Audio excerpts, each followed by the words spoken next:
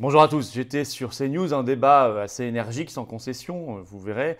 On a parlé du Covid, on a parlé de l'inflation, les sources réelles, les causes cachées. On a parlé du rôle des oppositions à l'Assemblée nationale. On a parlé de la justice. On a parlé de beaucoup de choses, l'Ukraine aussi d'ailleurs au passage. Enfin, j'ai mis le sujet sur la table. Bref, vous me direz ce que vous en pensez dans les commentaires. J'étais face à un député macroniste, donc vous voyez, le fossé était total, mais c'est extrêmement intéressant, extrêmement important. On se retrouve d'ailleurs en direct ce vendredi 1er juillet, 19h sur cette chaîne YouTube. Donc ce vendredi 19h 1er juillet, en direct. Préparez vos questions, je les prendrai, j'y répondrai en direct. L'actualité par ailleurs est assez brûlante. Donc j'ai hâte de vous retrouver sur cette chaîne YouTube en direct. Prévenez tout le monde. Évidemment, la grande pétition nationale Ni passe ni masque est toujours en lien sous la vidéo en description. Il faut la signer, il faut la relayer. Vous le savez, c'est important d'informer, de réinformer les Français. Et je vous attends samedi 2 juillet, grand cortège national, marche nationale pour les libertés au moment où la loi Covid arrive, où ils font planer le doute et les menaces, y compris pour la rentrée, où ils veulent aller manifestement encore plus loin. C'est rendez-vous ce samedi 2 juillet, Paris 14h, départ place du Palais Royal. On aura Nicolas Dupont-Aignan qui sera là avec nous, on aura Marc Doyer des lanceurs d'alerte. Ça va être un très très grand moment. Venez avec vos drapeaux français, venez avec du monde. Il faut qu'on fasse une démonstration de force. J'ai invité tous les députés d'opposition. Donc il faut leur montrer qu'on est extrêmement déterminés et extrêmement nombreux. Voilà, nombreux aussi sur cette chaîne YouTube. Vous pouvez vous y abonner dès maintenant. Un petit clic, une seconde, c'est gratuit. Bien évidemment, vous pouvez cliquer hop sur s'abonner. Plus vous êtes abonné, plus les vidéos circulent. Un énorme merci à ceux qui se sont récemment abonnés, à ceux qui vont le faire dans les secondes et les minutes qui viennent. Et puis venez aux patriotes. Voilà, faites-le maintenant ou pensez-y en fin de vidéo. Mais pensez-y, venez vous battre avec nous. Moi, j'ai besoin de votre énergie, de vos idées, de votre souffle, de votre créativité, de votre envie, de vos convictions. Voilà. Et je veux me battre à vos côtés. Et vous venez vous battre à nos côtés, à mes côtés. Et on y arrivera. Parce que nous, on fait, on prend nos responsabilités. Je veux faire avec vous. Le lien pour adhérer aux Patriotes ou reprendre votre adhésion annuelle. Vous pourrez vous trouver des gens sur place, près de chez vous, trouver des équipes. Ça change notre vie. Ça change notre vie, cette carte orange. Le lien pour adhérer ou reprendre votre adhésion annuelle aux Patriotes est sous la vidéo en description. Il est également en commentaire épinglé. Et en toute fin de vidéo, en cliquant directement sur l'écran, pensez-y maintenant ou en fin de vidéo, mais pensez-y. Le lien également pour faire un don de soutien aux Patriotes, c'est un autre lien sous la vidéo en description. Il permet de financer les législatives qui ont coûté cher, de financer le 2 juillet et tout le reste. C'est également vital. Bravo à ceux qui peuvent selon leur capacité. Les dons, les adhésions, les réadhésions sont bien sûr défiscalisés pour vous aux 2/3. Bravo aux donateurs, aux réadhérents également. Bienvenue aux nouveaux patriotes. Bonne émission. Vive la France. On comprend. L'urgence, c'est de mettre hors d'état de nuire. Oui, personne ne peut comprendre. C'est terrible de voir cette jeune fille, mais personne ne peut comprendre. Ce monsieur a violé une jeune fille. Alors, on requiert 12 ans. C'est bien, c'est assez sévère. Enfin, c'est tout à fait naturel pour moi. Et finalement, il n'y a rien. À la fin, il n'y a rien. 12 ans, 6 ans, rien. Donc évidemment, comment on peut comprendre cela? Non seulement la victime ne peut pas le comprendre, a fortiori, mais la société ne peut pas le comprendre et en plus ne se sent pas protégée de cet individu. Parce que le but de la peine, c'est non seulement de réparer par rapport à une victime, mais c'est aussi de protéger le reste de la société. Et si demain, cet individu recommence, qu'est-ce qu'on dira? Une nouvelle fois, un juge qui n'a pas fait son travail, etc. Enfin, stop. Derrière, il y a des gens qui souffrent. Donc, oui, moi, je ne comprends pas très bien parce que ça fait des années qu'on a à peu près les mêmes débats. Ça tourne en rond. On ne sait pas pourquoi. Les hommes politiques manquent de courage. Ils ne prennent pas les décisions qui s'imposent. Il faut remettre de l'ordre dans cette justice qui, manifestement, ne fait pas son boulot. C'est les politiques ou c'est la justice? C'est la question. Oui, mais la justice est une autorité judiciaire. La justice n'est même pas un pouvoir. La Constitution, c'est une autorité. Elle doit quand même obéir à des règles générales. Je crois que... Oui, je suis entièrement d'accord. Vous ne croyez pas que le viol devrait être condamné, par exemple, en récidive de 5 ans minimum d'emprisonnement non compressif? Je pense Attendez, Florent Philippe. moi, je suis des peines minimales. Et la justice a montré cette semaine sur une toute autre affaire qu'il pouvait y avoir des peines incompressibles. Donc, je suis à fond pour les peines planchées, clairement, surtout dans ce genre d'affaires. Je rappelle juste que Nicolas Sarkozy avait mis en place des peines planchées, mais pas des vraies. En réalité, ce n'était pas des vraies peines planchées. Ça avait été dit à l'époque, c'était surtout un slogan. Et c'est ce que vous dites, d'ailleurs, ça avait été contourné de ça. Parce que les peines planchées réelles, comme vous dites 5 ans minimum, c'est interdit par la Convention européenne des droits de l'homme. Et c'est pour la raison pour laquelle, je rappelle quand même les choses, la raison pour laquelle Sarkozy, à l'époque, ne l'a pas fait. Parce que la France a signé un traité qui s'appelle la Convention européenne des droits de l'homme, que le Royaume-Uni a envie de quitter d'ailleurs. Donc on ne peut pas le faire. Raison. Là, aujourd'hui, on ne peut pas faire une peine planchée. On est bloqué par l'Europe. Alors, c'est pas l'Europe, par la l'Union européenne, Déclaration là, des droits c'est la de l'homme et des Convention citoyens, européenne des droits de justement. l'homme, c'est un autre traité supranational. Oui. On Et est enserré dans toutes ces règles-là. Et la Déclaration Tant des qu'on droits s'en de sera l'homme et du pas. citoyen, Tant qu'on se... accessoirement. Non, c'est pas. Non, c'est l'individualisation des peines, c'est précisément la la Déclaration des Convention droits de l'homme. européenne des droits de l'homme qui bloque sur ces peines planchées. C'est pas la Constitution, Ouais, c'est on la disait Convention européenne des droits de l'homme. 1789. Et donc, nous sommes dans un problème insoluble tant que la France n'a pas sa souveraineté. Mais comme sur plein de sujets. C'est pour ça que M. Johnson, au Royaume-Uni, est en train de quitter tout ça, parce que lui, il veut retrouver sa souveraineté et une efficacité. Non, mais là, je comprends que ce soit votre fonds de commerce, mais on accuse l'Europe de Non, c'est tous la les maux. vérité, là. Mais c'est Pardon. pas l'Europe, là, c'est la Convention européenne des droits de l'homme. D'accord, mais Alors, si vous voulez qu'on parle de l'Europe, j'ai plein de Attendez, choses à dire. vous êtes d'accord qu'il y avait une porte de sortie, vous l'avez Ouais. même dit. Non, mais pardon, Pour la peine planchée. Juste Est-ce qu'elle était liée à une décision supranationale? Non, parce que Même Nicolas Sarkozy, que vous connaissiez à l'époque, l'avait avoué. C'est Bien repris. sûr, c'est ça. repris. On se met petite à la place du juge, on se pose la question, est-ce que cet homme, je l'envoie en prison alors qu'il est père de famille Ça devrait Mais pas on être parle une d'un viol, circonstance quand même. La atténuante. question qu'on peut se poser, c'est... et qu'il n'a rien fait, je crois qu'il s'est tenu à carreau Mais vous pendant savez, 2 ans. ce genre de question c'est ça. peut être légitime sur des délits tout à fait mineurs. Mais pas sur quelque un chose de viol. cette ampleur-là. Moi, je peux comprendre que sur des délits mineurs, on hésite quand il y a une famille derrière, que ça se passe bien. Ok, mais quand on parle de viol, ça doit être automatique. Le bonhomme va en prison naturellement. Enfin, je trouve ça hallucinant Oui, quand même c'est- on en débatte. Je comprends que ça vous laisse sans voix, même Florian Philippot. Bah, non, ça ne me laisse pas sans voix, mais que voulez-vous que je vous dise? Il y a deux choses dans ce témoignage. Il y a l'image de Paris et de la France. Bon, qui s'est considérablement dégradée, mais enfin écoutez, c'est la France, qu'est devenue la France? Qu'a-t-on fait de la France? La France est devenue une espèce de pays, malheureusement, une espèce de pays qui traîne maintenant une très mauvaise image dans le monde. Un pays, souvenez-vous du Stade de France. Et en plus, quand il se passe quelque chose, on ne dit pas la vérité aux gens. En début de Monsieur semaine, Darmanin, les images disparaissent, la vidéosurveillance. Donc comment voulez-vous qu'ensuite des touristes ou des personnalités comme elle aient confiance dans notre pays quand on n'assure même plus la simple sécurité et la simple tranquillité? Donc ça, c'est un énorme problème. Deuxième problème, c'est un problème plus humain. C'est-à-dire qu'est devenue notre société Moi, je trouve où que la c'est ça, fraternité, la la solidarité, grande la question, bienveillance, c'est ça. l'entraide ont complètement disparu, l'humanité. Alors c'est pas le cas, c'est pas général, heureusement, il y a encore une magnifique signe d'humanité dans notre société, mais enfin c'est vrai que globalement, on est rentré dans un tel individualisme, un tel je m'en fous, de toute façon c'est ma vie, je regarde, j'ai mes écouteurs, j'ai mon masque et machin et trucs, et je me fiche des autres. C'est vrai, c'est une réalité. Alors le problème c'est qu'on peut en disserter très longtemps.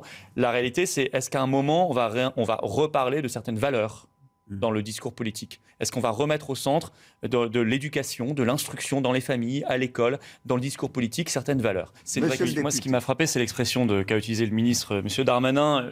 La police est en train de reprendre du terrain.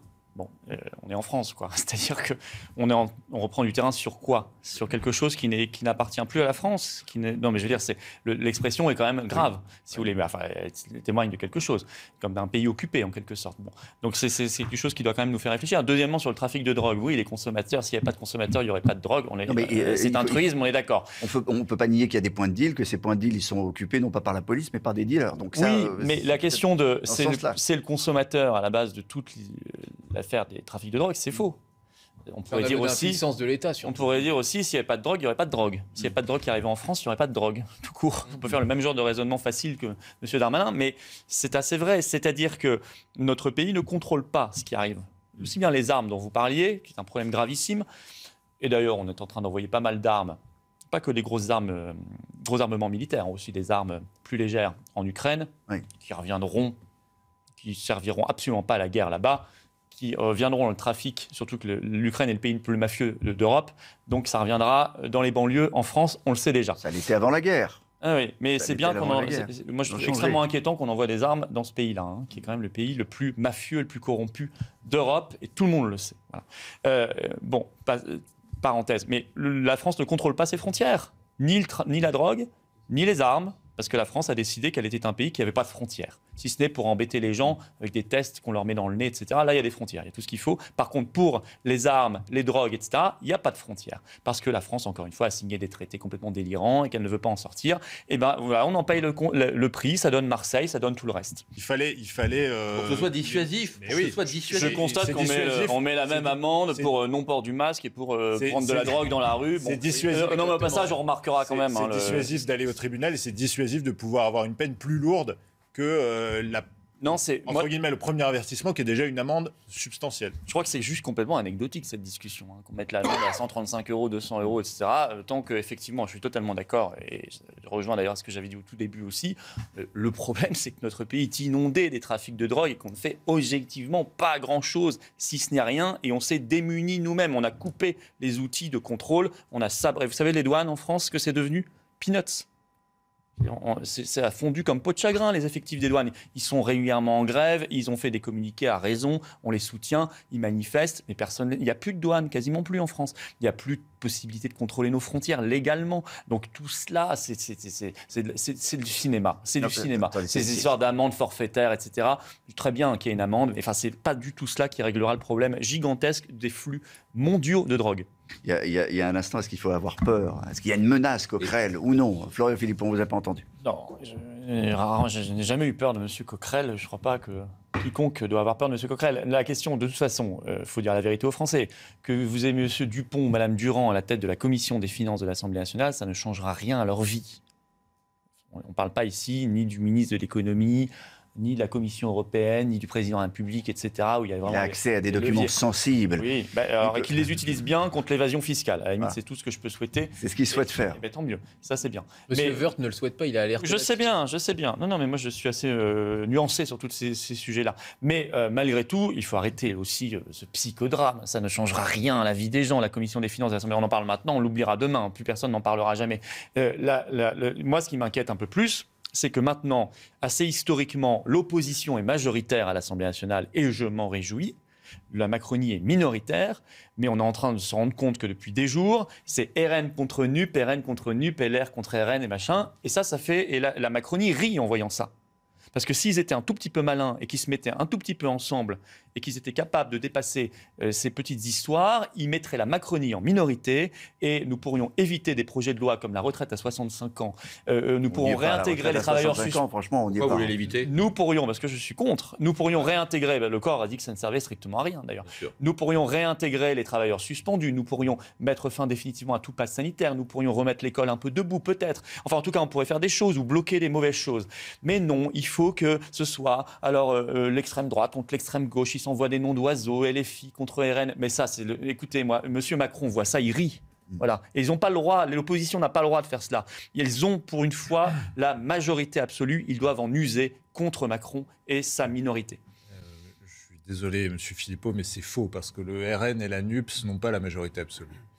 Plus LR, si. Ou alors il faudrait effectivement que les Républicains s'allient avec la France Insoumise, mais je ne suis pas sûr, pour bien connaître les Républicains, que ce soit le projet politique des Républicains que de voter avec M. Coquerel, qui effectivement aujourd'hui est à la tête de la Commission des Finances. Vous avez fait la fusion personnelle entre les Républicains et En Marche. M. Coquerel, qui à la tête de la Commission des Finances, va pouvoir proposer des amendements qui alourdissent, ou laisser passer des amendements à l'étude qui alourdissent le budget de l'État, les déficits, la dette, qui augmentent les impôts des Français, dans une période où le pouvoir d'achat des Français doit être protégé. Moi, je souhaite qu'avec les Républicains, nous travaillions à protéger les Français, que dit LR, préserver leur pouvoir d'achat. Et je ne crois pas, en toute hypothèse, que le groupe des Républicains aura à cœur de s'allier avec le projet de la France que vous ne le Insoumise. Souhaitiez pas, c'est tout à fait logique. Vous êtes dans la minorité macroniste. Non, parce que mais je suis de moi, droite, je regarde l'état. Je suis un homme de droite dans la majorité et que je connais très bien les fondamentaux de ma famille politique.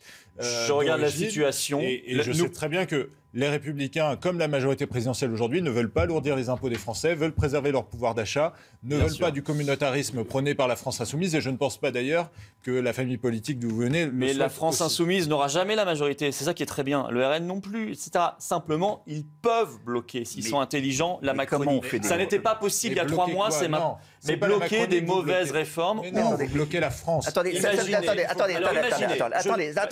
veut dire une chose en tout cas. Non, mais attendez, ça veut dire une chose. Attendez, monsieur le député. Ça veut dire une chose en tout cas. Ça veut dire une chose.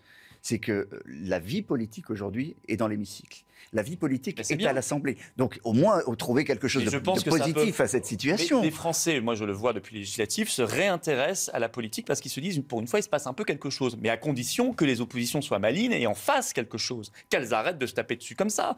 Par exemple, je vous donne un exemple très concret. LFI ou RN, je m'en fiche, fait une proposition de loi pour réintégrer tous les travailleurs suspendus pour cause, vous savez, ils n'ont pas fait leurs 3 injections, etc. Notamment 15 000 soignants, ce qui est un scandale. Si tout le monde le vote, c'est fait. Oui. Voilà. Alors si tout le monde le fait... propose la régularisation de tous les clandestins, vous croyez que le RN va voter ça ? Alors, votre question n'existe pas. Oui, Tandis que moi, je parle de bonnes choses. Vous cherchez pas de la cohérence je parle politique. de faire passer des bonnes lois pour la France, d'une part, et celle que j'ai citée est une bonne loi pour la France. Je ne parlais pas de la régularisation des clandestins, je parlais de la réintégration des travailleurs suspendus. En revanche, si la Macronie propose quelque chose de néfaste, alors qu'auparavant, vous n'étiez pas à l'époque, mais bon, ils avaient la majorité absolue, ils pouvaient faire passer ce qu'ils voulaient, ça n'est plus le cas aujourd'hui, c'est une chance, à condition que RN, NUP et LR soient un peu intelligents. Moi, je crois que de toute façon, il faut... L'extrême gauche, parce qu'on parle de l'extrême gauche, depuis 3000 ans, n'a pas une seule fois réussi à faire quelque chose de bien.